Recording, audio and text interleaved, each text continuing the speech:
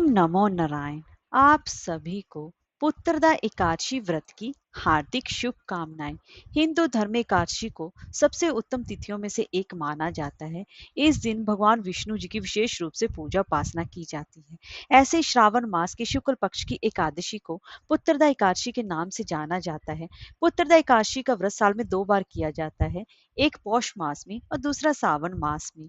तो ऐसे में श्रावण मास की पुत्रदा एकादशी का व्रत संतान प्राप्ति कराने वाला, बच्चों के खुशहाल जीवन के लिए यह व्रत महिलाएं करती हैं, और जिसकी वजह से यह श्रावण मास की पुत्रदा एकादशी व्रत संतान प्राप्ति कराने में सबसे उत्तम व्रतों में से एक माना जाता है। अगर इस दिन पति पत्नी मिलकर दोनों संतान प्राप्ति के लिए भगवान विष्णु जी के स्वरूप लड्डू गोपाल जी की पूजा उपासना करते हैं, तो भगवान श्री हरि जी की कृपा से उनकी सूनी गोद जल्दी ही भरती है।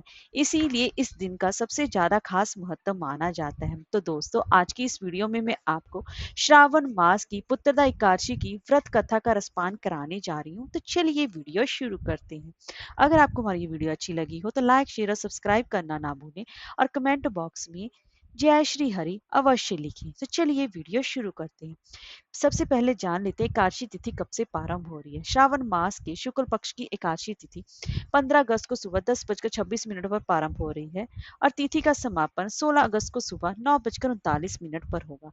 तो ऐसे में उदय तिथि के हिसाब से श्रावण मास का ये पुत्रदा एकादशी का जो व्रत है वह 16 अगस्त दिन शुक्रवार को रखा जाएगा। अगर आपने व्रत रखा है तो व्रत का पारण का समय भी आपको हमेशा ही ध्यान रखना चाहिए, तब ये व्रत के पूर्ण फल की प्राप्ति हो पाती है। तो एकादशी व्रत का पारण 17 अगस्त के दिन सुबह 5:51 से लेकर सुबह के ही 8:05 के बीच किया जाएगा। तो आइए अब हम पुत्रदा एकादशी व्रत कथा का रसपान करते हैं। दोस्तों, एकादशियों के महात्म का आनंद लेते हुए धनुधर अर्जुन ने श्री कृष्ण भगवान से कहा कि हे प्रभु, ये कल्याणकारी और महापुण्यदायी कथाएं सुनकर मेरे आनंद की कोई सीमा नहीं है, और मेरी जिज्ञासा भी दिन प्रतिदिन बढ़ती ही जा रही है। तो हे कमल नयन, आप मुझे श्रावण मास की शुक्ल पक्ष की एकादशी की कथा सुनाने की कृपा करें। इस एकादशी का क्या नाम है तथा इसके व्रत का क्या विधान है, इसमें किस देवता का पूजन अर्चन किया जाता है, और इसका व्रत करने से किस फल की प्राप्ति होती है। तब श्री कृष्ण जी ने कहा कि हे धनुधर, श्रावण मास के शुक्ल पक्ष की एकादशी की कथा के श्रवण मात्र से ही अनंत यज्ञ का फल प्राप्त होता है। हे पार्थ, द्वापर युग के आरंभ में ही महिष्मति नाम की एक नगरी थी। उस नगरी में महाजित नाम का एक राजा राज्य करता था। वह पुत्रहीन था, इसलिए वह सदा ही दुखी रहता था।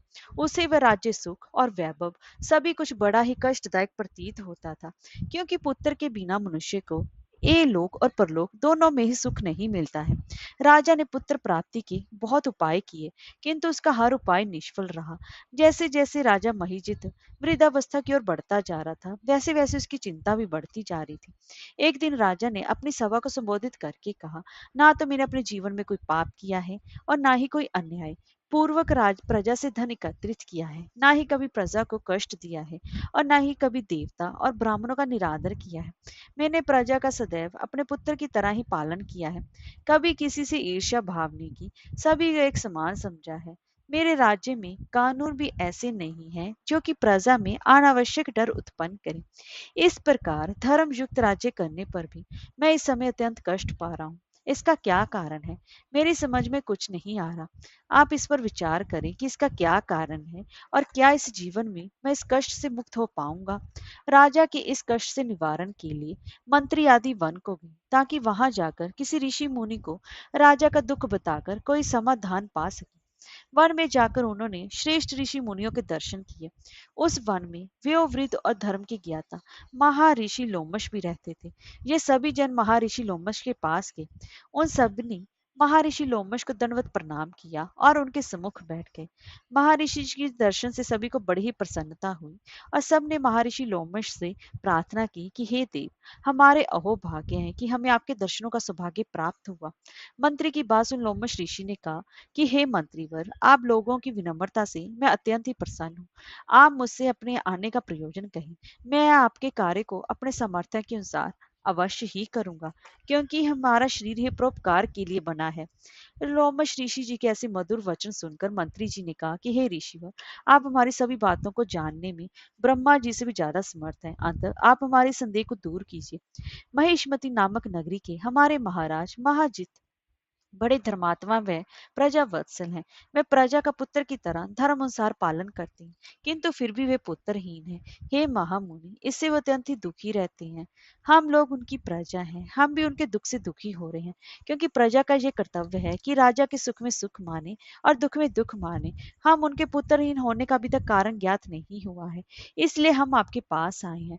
अब आपके दर्शन करके हमको पूर्ण विश्वास है कि हमारा दुख अवश्य दूर हो जाएगा, क्योंकि महान पुरुषों के दर्शन मात्र से ही प्रत्येक कार्य की सिद्धि हो जाती है। अंत आप हमें बताने की कृपा करें कि किस विधान से हमारे महाराज पुत्रवान हो सकते हैं।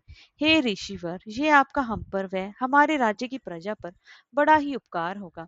ऐसी करुणा प्रार्थना सुनकर लोमश ऋषि ने नेत्र बंद करके राजा के पूर्व जन्मों पर विचार करने लगे। कुछ पलों के बाद उन्होंने विचार करके कहा कि हे भद्रजनों, यह राजा पिछले जन्म में बड़ा ही अत्यंत ही उदंड था तथा बुरे कर्म किया करता था। उस जन्म में एक गांव से दूसरे गांव में घूमा करता था।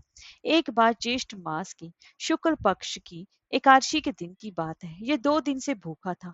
दोपहर के समय एक जलाशय पर जल पीने गया। उस स्थान पर उस समय एक गाय जल पी रही थी। राजा ने इसको प्यासी ही भगा दिया और स्वयं जल पीने लगा।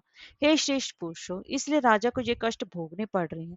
एकादशी के दिन भूखा रहने का फल ये हुआ कि इस जन्म ये राजा है और प्यासी गाय को जलाशय से भगाने के कारण ये पुत्रहीन है। यही जान सभी सभासद प्रार्थना करने लगे कि हे ऋषि श्रेष्ठ, शास्त्रों में ऐसा लिखा है कि पुण्य से पाप नष्ट हो जाते हैं। अतः कृपा करके आप हमें कोई ऐसा उपाय बताइए जिससे कि हमारे राजा के पूर्व जन्म के पाप नष्ट हो जाएं और उन्हें पुत्र रत्न की प्राप्ति हो। सभासदों की प्रार्थना सुनकर लोमश मुनि ने कहा कि हे श्रेष्ठ पुरुषों, यदि तुम सब श्रावण मास के शुक्ल पक्ष की पुत्रदा एकादशी का व्रत और रात्रि जागरण करो और उस व्रत का फल राजा के निमित्त कर दो, तो तुम्हारे राजा के यहाँ पुत्र उत्पन्न होगा। राजा के सभी कष्टों का नाश हो जाएगा। इस उपाय को जानकर मंत्री सहित सभी ने महर्षि को कोटि कोटि धन्यवाद दिया और उनका आशीर्वाद लेकर अपने राज्य में लौट आए। इसके बाद उन्होंने लोमश ऋषि की आज्ञा अनुसार पुत्रदा एकादशी का विधान पूर्वक उपवास किया और द्वादशी को उसका फल राजा को दे दिया। इस पुण्य के प्रभाव से रानी ने गर्भ धारण किया और 9 माह के पश्चात एक अत्यंत तेजस्वी पुत्र को जन्म दिया। हे पांडु पुत्र, इसलिए इस एकादशी का नाम पुत्रदा पड़ा। पुत्र की इच्छा रखने वाले मनुष्य को विधान पूर्वक श्रावण मास के शुक्ल पक्ष की एकादशी का व्रत करना चाहिए।